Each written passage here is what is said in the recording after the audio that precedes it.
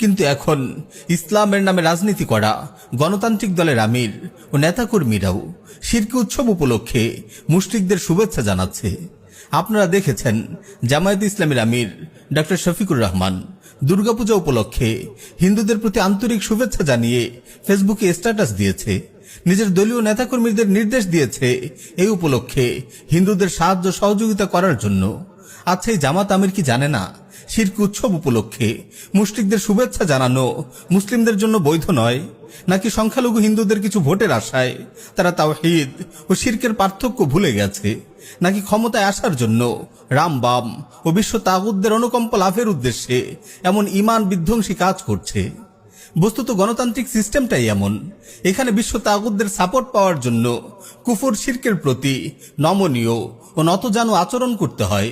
গণতান্ত্রিক সিস্টেমে ক্ষমতা লাভের নাটাই যেহেতু পশ্চিমাদের হাতে, তাই যে কোনো মূল্যে তাদের খুশি করতে হয়।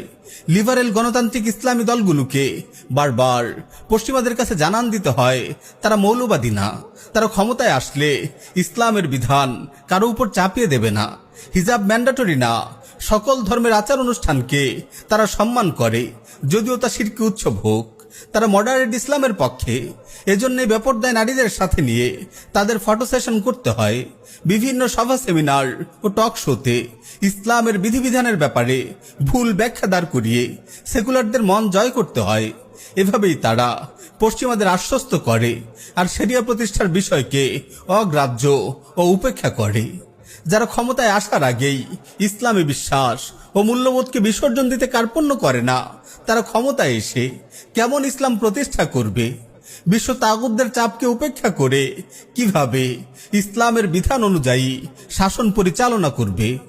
আমার প্রিয় মুসলিম ভাই ও বোন,